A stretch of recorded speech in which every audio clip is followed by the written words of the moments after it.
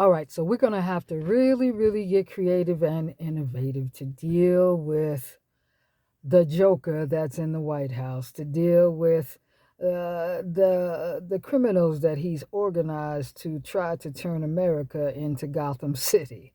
Okay, and this is serious business. This ain't no joke. Okay, when you just start dropping bombs on boats, civilian boats, and going into slum apartment complexes and grabbing people out of their beds at 1 o'clock in the morning and breaking down doors and threatening governors and mayors. Come on, people, this is not normal. So we've had a lot of people to use their thinking to create movies that get the bad guys or allow the bad guys to live, or be able to do what they want to do. So now we need to get our thinking caps on and understand that we have the age old fight between good and evil. Okay? It ain't no different. We're the super friends when we need them. Okay? Where's Batman and Robin, Superman, Wonder Woman when we need them, Aquaman? Okay?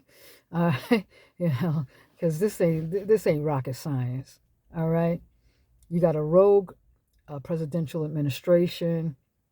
So they're acting lawless, and what we have to do is maintain the integrity of doing what is right, right? But also, we're going to need to figure out how we can go under them, go around them, go over them, and in some cases, go through them for the people.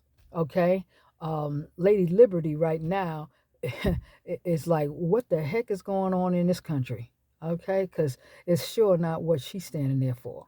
All right. Matter of fact, somebody needs to cover up Lady Liberty until we handle this situation, because this is not what she represents. You feel me? So all I'm saying is, and I'm absolutely pissed as a Army veteran, how the military is being used as a pawn. Let's tell it like it is. The military is being used as a pawn. All right. Now you have Texas governors sending troops to Chicago. You know what? Just like the redistricting, okay, and that response was met by the California governor, okay, and others as far as redistricting is concerned.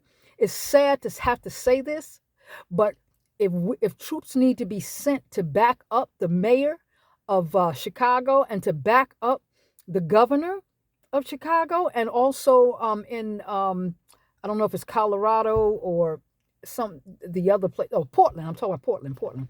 So, we're going to have to meet these folks. I'm going to take you to a spades card game. Okay. All right. And when we sit there, or a chess game or a checkers game, we sit and we figure that stuff out. All right. To get to the other side, we got to figure out how to get to the other side, folks, before it's too late. Come on now. All right. I'm spiritual, just like the next person, okay? And I believe that, God got my back, my front, and my middle. But God also told me to be wise as a serpent and harmless as a dove down here, okay? When I was on the police force, I had to be wise as a serpent and harmless as a dove and pick my battles and also use verbal judo. I never once had to pull my weapon in order to try to take somebody's life, okay? Because I deal with people, and my approach was to de-escalate every situation that I possibly could, and that's what I did while I was on the force. Nobody wants to come out of their home and die that day, okay, on any street, city or rural, okay. So, but you have to know what your objective is. You have to know what your focus is, okay. And right now, we need people on the inside of this administration, to definitely understand that their grandchildren are at risk, okay? And everything is not about money. It's not about money. And if you can't get them cowards to stand up in the Congress or whatever, start ratting them out. Rat them out. Start leaking information like never before. Okay? And as it relates to doing business people are not helping we the people right now. So we shouldn't be doing no kind of new contracts or nothing like that with them. Okay, and spending as less as possible, because we don't know if we're going to have a country, a community, or a democracy to live in. All right. So we need basic necessities. All right. And that's what we need to be doing until the business community understands us, that we know that Trump will listen to him. All right. So they need to pull up and do something. And if they're going to sit on the sidelines and do nothing, we are not going to continue to make them millionaires. Now, the next thing is, all right, our tax dollars are being used by this administration to be wilding out. Okay, they wilding out on our money. All right. And we need to understand that. We need to also be researching the people in his administration. Let them know that the immunity is for the president. Okay, it's not for them. Okay, and so even though nothing may be able to be done right now because of the Supreme Court in certain situations, okay, we can still start tapping in, letting them know that there's a record being kept of what they're doing. And you cannot go around arresting people, and Congress and the Senate don't know who you are, okay? Or the local governments don't know who you are. Somebody needs to know who these people are, because if they need to be held accountable, how are you going to hold them accountable if you don't know who they are? So anyway, I'm just saying, we the people want answers, okay?